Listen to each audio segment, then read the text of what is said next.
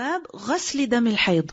Washing off the menstrual blood. But before we continue, one more thing that we must understand is that a woman who has istihada, what will she leave of ibadah? What ibadah will she leave? What act of worship will she leave? A woman who's having istihada, she will leave salah? No, she will leave nothing. Because if she's praying, then she's also doing other things. So if she's gone for Hajj, for example, will she do tawaf? Yes, she will.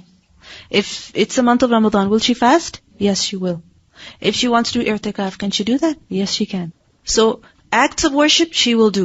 Even when it comes to sexual intercourse, she can have it. She can have it. Because it's only prohibited when? Fil mahid. Not outside of mahid. And istihada is not mahid. There is a difference of opinion concerning that. Some scholars have said that she has to perform wudu every time because that's what the scholars of the past said. If you remember, we read this hadith earlier in Kitab al-Wudu, and in that, Hisham narrated from his father who said that she should do wudu before every salah. But other scholars have said that no, it is not necessary. Because this bleeding does not break your wudu, meaning it does not enter you in a state of impurity. Because a woman who is having istihada, she can even do i'tikaf. She can even pray. And during i'tikaf, it cannot be perceived that she's walking out constantly to wash herself, to clean herself. It's best if she does, but it's not obligated on her. That sometimes it happens that when a woman is going through menopause, even before that, once the bleeding begins, it just does not stop. Somebody mentioned to me that during their pregnancy, they bled so much that nothing was sufficient to contain that bleeding. It's an illness. Obviously, it's going to cause a lot of weakness with all that blood loss. She should consult a doctor because if you're having that much blood loss on a regular basis, it's going to cause a huge problem. It can cause a woman to become anemic, very low iron level. So your regular period is for a week. But before that, you start spotting, for like 3-4 days. You will consider that as istihada. Likewise, if you continue to have spotting afterwards, then you will consider that to be istihada. And the characteristics that were mentioned, that the difference between the blood of hayd and the blood of istihada, remember, it's not necessary that it's always the same. This is just a guideline. Because sometimes the blood of istihada can be dark. Likewise, the blood of istihada can be in the form of clots as well. It can be thicker. So this is just what happens in, you can say, majority cases. There are exceptions. Always. Bab ghasli damil mahid. Washing off the menstrual blood. Mahid is what? Same as hayd. It's masdar, and the word applies to hayd as well. حدثنا عبد الله بن يوسف قال أخبرنا مالك عن هشام عن فاطمة بنت المنذر عن أسماء بنت أبي بكر أنها قالت سألت امرأة, a woman asked from who? رسول الله صلى الله عليه وسلم. فقالت, so she said, يا رسول الله, she asked a question and she said, أرأيت, have you seen, and this is an expression which means أخبرني. Remember? Inform me. Please tell me. This is literally, it means have you seen, have you considered, but what this expression means is أخبرني, meaning inform me, that أرأيت إحدانا, that one of us إذا أصاب ثوبها الدم, that when blood reaches her garment, من الحيضة, from menstruation, meaning when menstrual blood falls on her clothes, كيف تصنع, what should she do? How should she deal with it? فقال رسول الله صلى الله عليه وسلم, so he replied, إذا أصاب ثوب إحداكن الدم, when blood falls on the clothes of one of you, من الحيضة, of menstruation, then فلتقرصه ثم لتنضحه بماء ثم لتصلي فيه.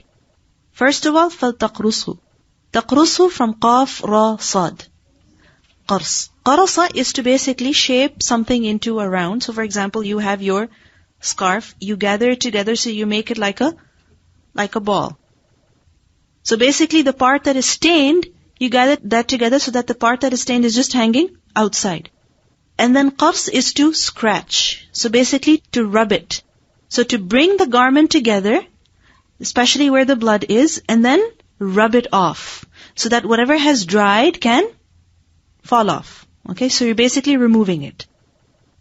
And then, ثُمَّ لِتَنْضَحُ بِمَاءٍ, then she should wash it with water. تَنْضَحُ, nadaha is to sprinkle, to spray, to splash, and also means to soak. So basically you're wetting it.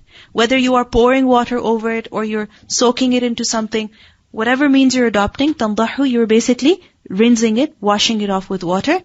And then ثُمَّ لِتُصَلِّي فِيهِ, then she should go on and pray in it. Meaning, then that garment is clean and she can easily pray in that.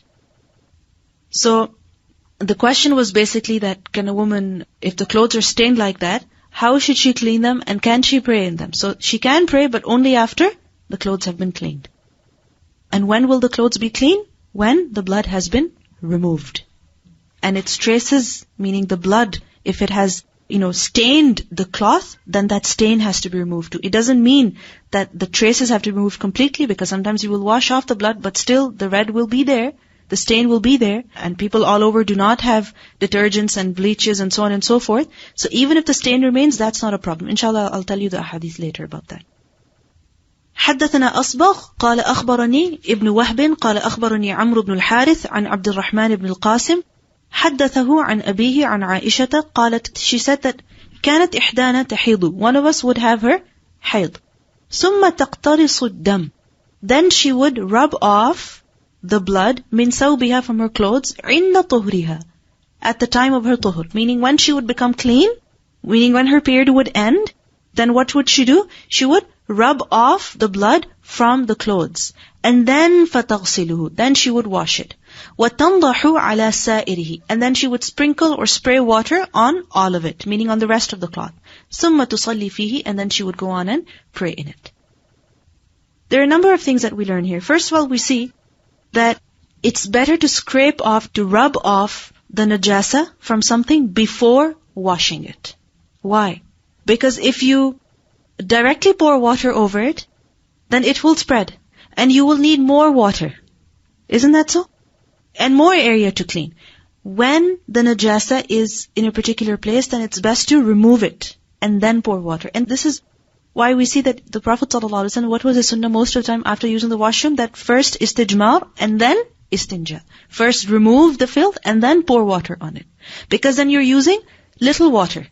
It's a much better way of cleaning. So whether it's area that you're cleaning, a rug, a cloth, your body, whatever you're cleaning, what's the best way? First remove the najasa and then pour water. Then we also see over here that the women of the Sahaba, the majority of them did not have many clothes. Okay? They did not have some specific clothes for hayd. And that shows, the amount of possessions that they had. The clothes that they had. Because she would have her period in those clothes and then she would go on and pray in those clothes. Typically, what do? We just remove the clothes and wash them. Or if they're only to be dry cleaned, then we keep them only for the time when we're menstruating and we won't wear them otherwise. Right? This is what some women do. But we see that when a woman has only one pair of clothes or two pair of clothes, then what can she do? She has to figure out how to clean them so that she can wear them at all times. Secondly, we learn in this hadith that the blood of hayd is impure. Even if it is very little, even if it's just a drop, it is still najis. And when it is najis, then it has to be removed.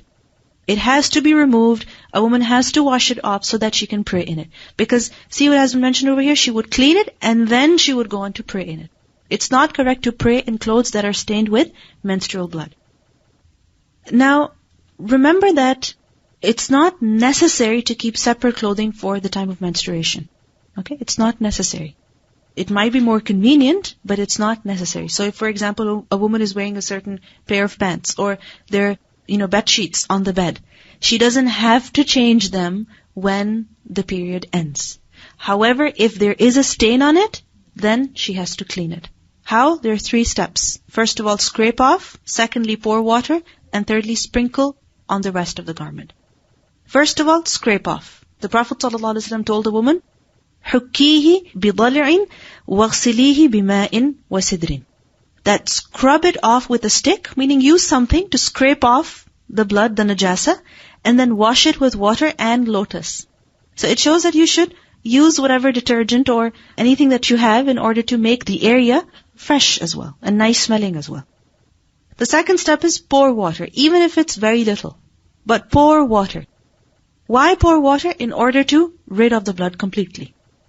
And it does not matter if the blood stains remain visible. As long as you poured some water, that's sufficient. The Prophet ﷺ said to a woman that يَكْفِيكِ غَسْلُ الدَّمِ وَلَا يَضُرُّكِ أَثَرُهَا. that it should suffice you to wash the blood and its stains will not do you any harm. So if you have washed off but the stains have remained, that stain doesn't matter. You don't have to worry about it.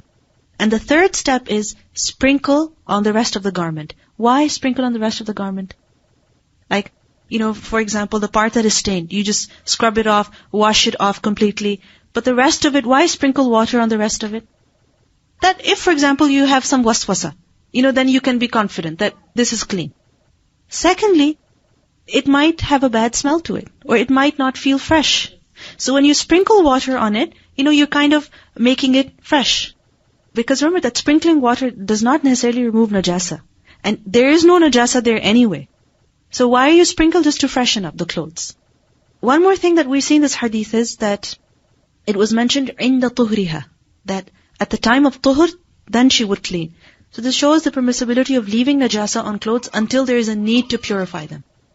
So if, for example, a woman is wearing clothes and she's menstruating and let's say the blood got onto her pants or something and she intends to clean up but she doesn't get the chance to, does she have to wash off immediately? She doesn't need to. She doesn't have to until there is a need. And when is that need? That when she has to pray salah. Because it's possible that if she has heavy bleeding, then she will know that her clothes will get stained again. So then she will have to keep washing, keep cleaning, and if it's too difficult upon her, then she should not impose difficulty on herself. She can just leave the cleaning off until the end. For good hygiene, and it's best to keep yourself clean even throughout your period, but if it's causing a burden on someone, then it's not necessary. There are many ways that can be adopted to remove the stains, and it's best that the stains are removed because then you feel clean. But if the stains are not removed and the person has to wear them during salah, then don't worry too much about it. Then another thing we learn in this hadith is ثُمَّ صَلِّي فِيهِ. Then she was told, then pray in those clothes. So it's not allowed to pray in clothes that are contaminated with najasa. It's not permissible.